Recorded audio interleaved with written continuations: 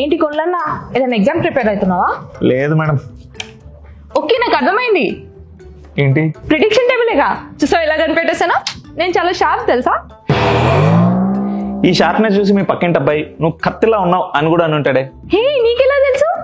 నువ్వు కూడా షార్పే అయితే. వాడి ఉద్దేశంతో అన్నాడు. ఏం లేదు మేడం, ఇది ఎగ్జామ్ ప్రిపరేషన్ కాదు, ప్రెడిక్షన్ టేబుల్స్ కాదు, క్రికెట్ రూల్స్ గురించి స్టడీ చేస్తున్నా. ఓ, అలా కూడా ఉంటాయా?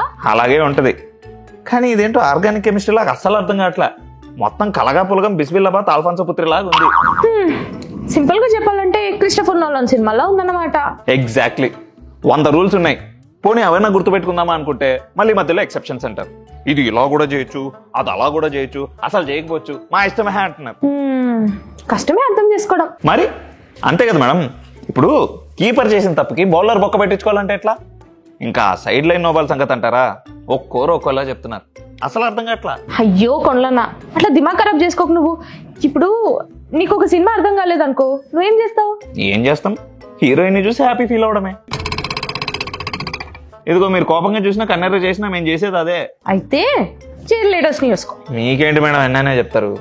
మీ క్రికెట్ చూసి అలవాటు ఉందా? అంతేం లేదబ్బా. అది అదృష్టవంతులు. మమ్మల్ని చూడండి, వరల్డ్ కప్లు, ఐపీఎల్ కప్లు, వామ్మో ఈ టెన్షన్లతో బీపీలు హార్ట్ అటాక్లు వచ్చి ముందే పోయేలా ఉన్నాం. అందుకే హార్ట్ కి తీసుకోకూడదు, చూసామా ఎంజాయ్ చేసామా అన్నట్టు ఉండాలి. అబ్బా, నాకు ఓవర్ థింకింగ్ ప్రాబ్లం ఉంది, ఏమన్నా సొల్యూషన్ ఇరా అంటే దాని గురించి పెద్దగా ఆలోచించొద్దు అన్నారంట. అట్లుంది మీ ఆన్సర్. నీ మంచి కోసం చెప్పా చూడు, నాకు బుద్ధి లేదు. WhatsApp my rowdy boy and girls. మంచి ఊపి మీద ఉన్నావు కదా మావా. మరి హ్యాట్రిక్ విన్స్ అక్కడ. కంగ్రాట్స్. Thank you.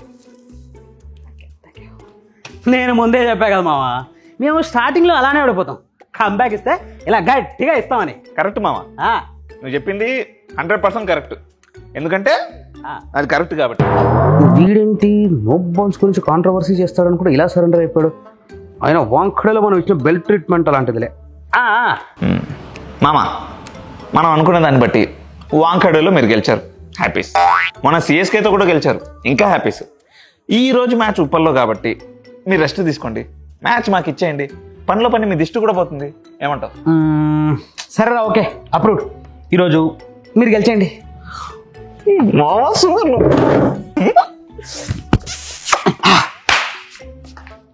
ఎక్కడికే? ఓకే ఓకే వెళ్ళు, నీకా కదా మీ వల్ల కాగదా. ఇంకేంటి మేడం సంగతులు?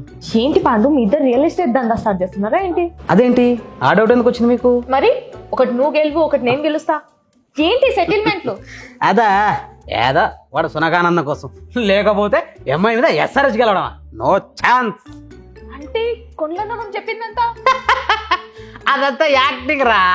నువ్వు చాలా డెవలప్ అవ్వరా, ఇలా అయితే కష్టం. పాపం కొండలన్న ఇంకా మీరు మ్యాచ్ సాక్రిఫైస్ చేస్తున్నారని అనుకుంటాను. సాక్రిఫైస్ చేసేది మ్యాచ్ని కాదు, వాళ్ళ బౌలర్స్. బలీకి రెడీగా ఉన్న మేకపోతుల్లో భలే దొరికారు. ఫామ్లోకి వచ్చిన రోహిత్ భాయ్ ఒక్క వేటు వేస్తే మ్యాచ్ 10 ఓవర్లలో ఖతం. పాండు, మ్యాచ్ ఉప్పల్లో కదా, అది అంత ఈజీ కాదు. ఉప్పల్లో అయినా తుప్పల్లో అయినా వాళ్ళు నడవాల్సింది నిప్పుల మీదే. ముంబైని ఉచ్చబోయిస్తా అన్నారుగా, రివర్స్లో డైపర్లు తడుపుకునేలా చేశాం. ఈ రోజు కూడా అదే రిపీట్ అవ్వద్దు. అసలు ఏంటి పాండు నీ కాన్ఫిడెన్స్? మేడం, నా కాన్ఫిడెన్స్ నా టీము, ఓవర్ కాన్ఫిడెన్స్ నా scheme. My name is Gutka Pandu and I do what I do.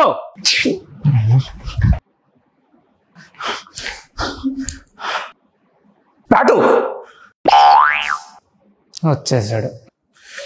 అవమానం అవమానం తట్టుకోలేకపోతున్నా ప్యాటు. ఏమైంది కొండలన్నా?